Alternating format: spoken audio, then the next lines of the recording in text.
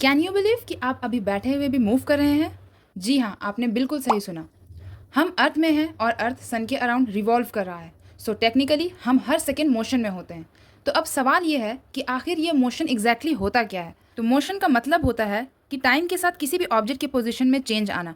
जैसे ये एक पेन है, इसे अभी हमने यहाँ रखा, कुछ टाइम के बाद हमने इसे शिफ्ट करके यहाँ रख दिया, तो इसके पोजीशन में चेंज आया टाइम के साथ। एक सेकंड पहले ये इस पोजीशन पे था और एक सेकंड के बाद ये यहाँ आ गया।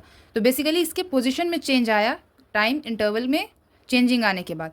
तो कोई भी ऑब्जेक्ट जब अपने पोजीशन को चेंज करता है टाइम के साथ तो उसे हम मोशन कहते हैं।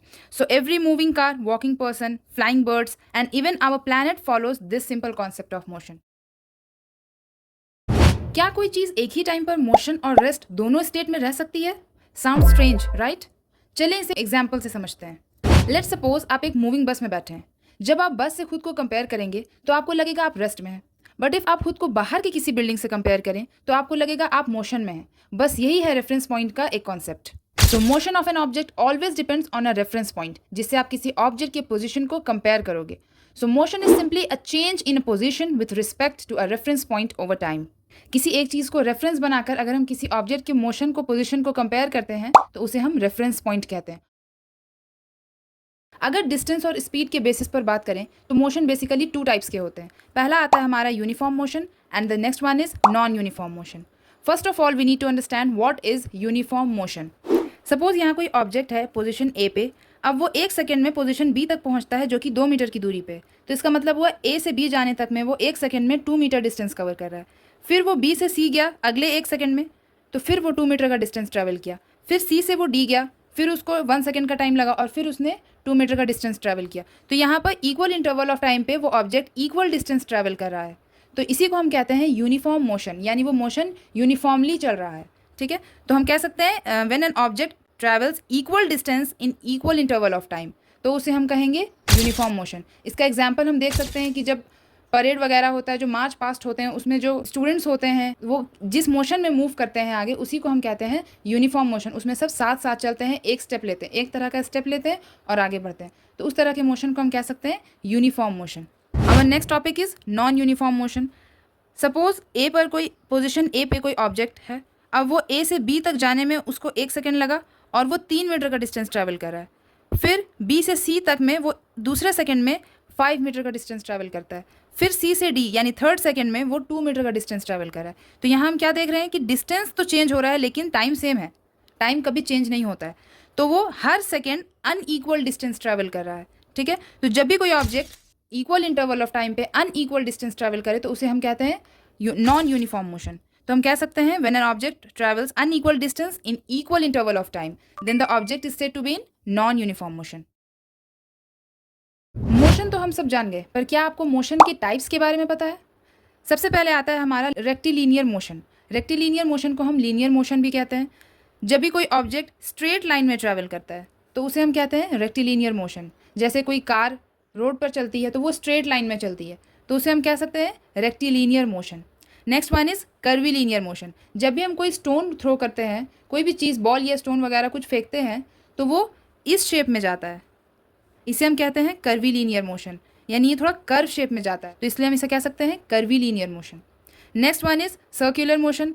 जब भी हम किसी एथलीट को देखते हैं सर्कुलर ट्रैक पर दौड़ते हुए, तो वो इस सर्कल शेप में उसमें दौड़ता है, तो इस तरह के मोशन को हम कहते हैं circular motion. Next one is rotatory motion. इसकी एग्जांपल में हम आपको फ़ैन का एग्जांपल दे सकते हैं। जिस तरह से फ़ैन रोटेट करता है वो एक फिक्स्ड एक्सिस पर होता है और वो इस तरह से सर्कुलर मोशन में रोटेट करता है, तो ये हो गया rotatory motion. Next one is oscillatory motion. Oscillatory motion का सबसे फेमस एग्जांपल होता है पेंडुलम। जब भी कोई ऑब्जेक्ट इस तरह से मूव करता है अपने एक्सिस पर होते हुए, एक बार वो मीन पोजीशन पे जाएगा, फिर एक बार एक्सट्रीम पोजीशन पे जाएगा, तो इस तरह के मोशन को हम कहते हैं ऑक्सीलेटरी मोशन, जिसे हम टू एंड फ्रो मोशन कहते हैं। The next type of motion is periodic motion. जब भी कोई मोशन अपने आप को इक्वल इंटरवल ऑफ टाइम के बाद रिपीट करता है वापस से, जैसे कि अर्थ का मोशन सन के अराउंड, ये हर इक्वल इंटरवल ऑफ टाइम के बाद रिपीट होता है, तो इसे हम कहते हैं periodic motion.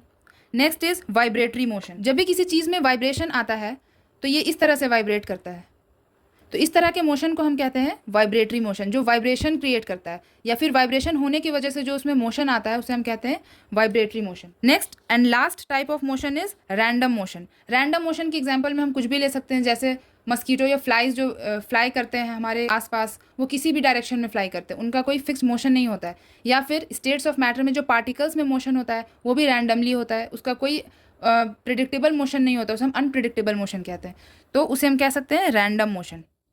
So these are the 8 types of motion. Suppose point A पे आपका घर है और पॉइंट डी पे आपका स्कूल है। अब आपको point A two point D जाना है। आपके पास दो रास्ते हैं, या तो आप ए से बी, बी से सी और सी से डी जाओ, या डायरेक्ट ए से डी जाओ जो कि शॉर्टकट है। ये जो टोटल डिस्टेंस आपने कवर किया, जो लॉन्ग वाला डिस्टेंस आपने लिया, उसे हम कहेंगे डिस्टेंस, और ये जो शॉर्टकट रास्ता आपने सेलेक्ट किया इसे हम कहेंगे डिस्प्लेसमेंट। तो हम क्या कह सकते हैं कि डिस्टेंस को हम कहेंगे टोटल पाथ ट्रैवल, यानी टोटल आपने जितना ट्रैवल किया, और डिस्प्लेसमेंट को हम कहेंगे वो शॉर्टेस्ट डिस्टेंस जो इनिशियल से फाइनल पॉइंट तक गया। अब यहाँ पे दो एग्जाम्पल हमने लिया है। पहला है आई ट्रैवल्ड 50 किलोमीटर और दूसरा है आई ट्रैवल्ड 50 किलोमीटर वेस्ट। इसमें डिफरेंस क्या है? एक में आपको डायरेक्शन नहीं बताया है और एक में डायरेक्शन बताया है, ठीक है। तो जो डिस्टेंस हमारा होता है वो होता है स्केलर क्वांटिटी, जिसमें डायरेक्शन नहीं बताता है, सिर्फ मैग्नीट्यूड होता है।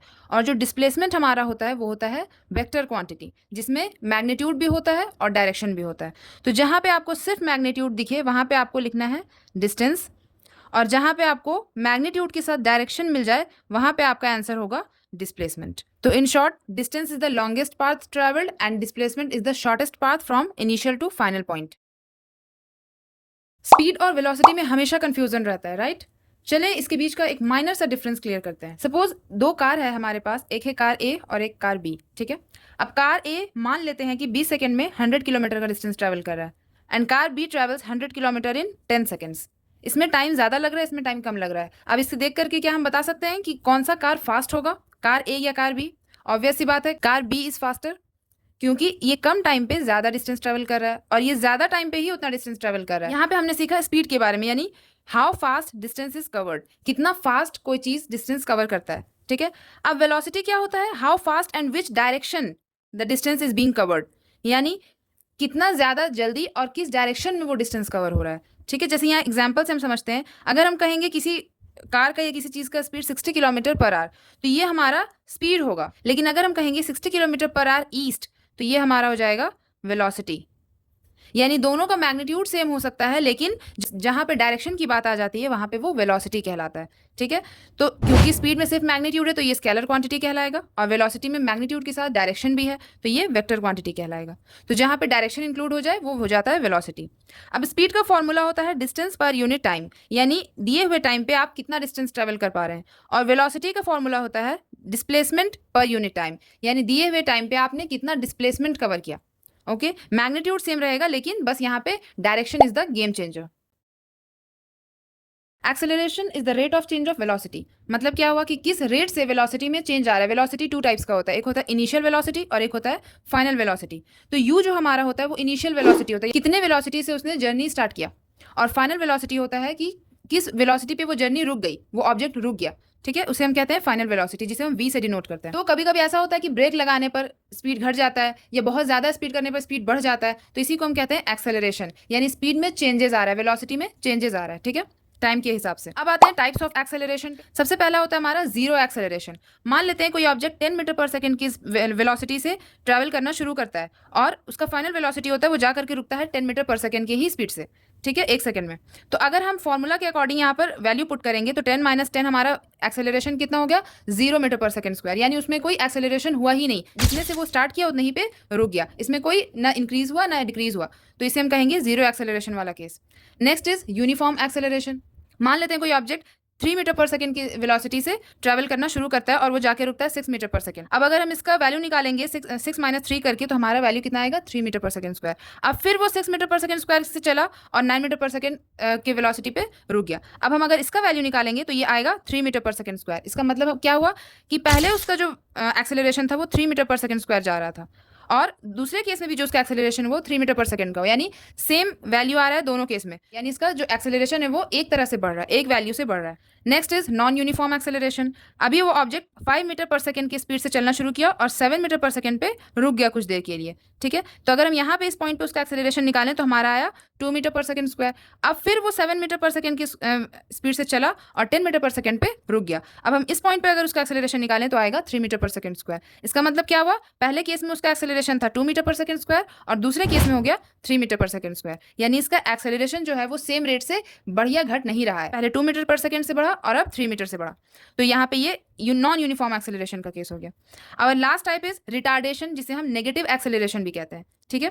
मान लेते हैं कोई ऑब्जेक्ट 10 मीटर पर सेकंड की वेलोसिटी से चलना शुरू करता है और 5 मीटर पर सेकंड पे रुक जाता है, ठीक है। यहाँ पे स्पीड घट गई है। तो अगर हम इस पॉइंट पे इसका एक्सेलरेशन निकालेंगे तो 5 माइनस 10 माइनस 5 आ रहा है हमारा। ये माइनस साइन जो होता है यही शो करता है कि यहाँ पे जो एक्सेलरेशन है वो नेगेटिव है, यानी ये रिटार्डेशन का केस है, ठीक है। तो ये था हमारा एक्सेलरेशन और एक्सेलरेशन का टाइप्स। चलिए देखते हैं कितने तरह के डिस्टेंस टाइम ग्राफ होते हैं। सबसे पहले ये दिमाग में क्लियर कर लें कि डिस्टेंस टाइम ग्राफ में हमेशा स्पीड शो होता है, ठीक है। अब डिस्टेंस का सिंबल होता है स्मॉल एस और टाइम का सिंबल होता है टी। अब कभी भी अगर आपको डिस्टेंस टाइम ग्राफ में इस तरह का हॉरिजॉन्टल लाइन दिखता है तो इसका मतलब होता है कि जो ऑब्जेक्ट है वो रेस्ट पे है, ठीक है। Horizontal line indicates that the object is in rest position. Next one is, जब भी आपको आपके ग्राफ में इस तरह का लाइन दिखे, स्लोपिंग लाइन जो कि ऊपर की तरफ जा रहा है, तो इसका मतलब होता है वो ऑब्जेक्ट यूनिफॉर्म मोशन में है, okay. Now third one is, जब भी आपको आपके ग्राफ में इस तरह का कर्व स्लोप दिखे तो इसका मतलब होता है कि वो जो ऑब्जेक्ट है वो नॉन यूनिफॉर्म मोशन में चल रहा है और उसका जो स्पीड है वो इंक्रीज हो रहा है। जब भी आपको आपका ग्राफ इस तरह का दिखे तो इसका मतलब क्या होता है कि वो ऑब्जेक्ट जो है वो नॉन यूनिफॉर्म मोशन पे चल रहा है, लेकिन जो उसका स्पीड है वो डिक्रीज हो रहा है। These are the 4 types of distance time graph. Distance time graph तो समझ लिया, अब बात करते हैं वेलोसिटी टाइम ग्राफ के बारे में। Velocity time graph acceleration show करता है। वेलोसिटी टाइम ग्राफ भी 4 टाइप्स के होते हैं। अगर आपके वेलोसिटी टाइम ग्राफ में हॉरिजॉन्टल लाइन शो कर रहा है, इसका मतलब है जो ऑब्जेक्ट है वो कांस्टेंट स्पीड से चल रहा है, यानी उसमें कोई भी एक्सेलरेशन नहीं आ रहा है, ठीक है। उसका स्पीड बिल्कुल कांस्टेंट है। नेक्स्ट इज, जब आपका ग्राफ इस तरह का हो, बिल्कुल स्ट्रेट लाइन हो, इंक्रीजिंग की तरफ हो, तो वो होगा यूनिफॉर्म एक्सेलरेशन, यानी वो एक्सेलरेट कर रहा है यूनिफॉर्मली, सेम वेलोसिटी से वो चेंज हो रहा है। नेक्स्ट इज, जब आपका स्लोपिंग टाइप का ग्राफ हो और वो ऊपर की तरफ जाए, तो ये किसका एग्जाम्पल होता है, ये होता है नॉन यूनिफॉर्म एक्सेलरेशन का एग्जाम्पल होता है ये। And the last one is, जब आपका ग्राफ कुछ इस तरह का हो तो इसका मतलब होता है कि इसमें रिटार्डेशन हो रहा है। रिटार्डेशन यानी negative acceleration. So these are the 4 types of velocity time graph which shows acceleration. So our motion series ends here. यहाँ तक हमने मोशन के सभी बेसिक कॉन्सेप्ट जो कि एनसीईआरटी से थे वो हमने क्लियर कर लिए। अगर आपको कोई भी डाउट है तो आप कमेंट्स में पूछ सकते हैं।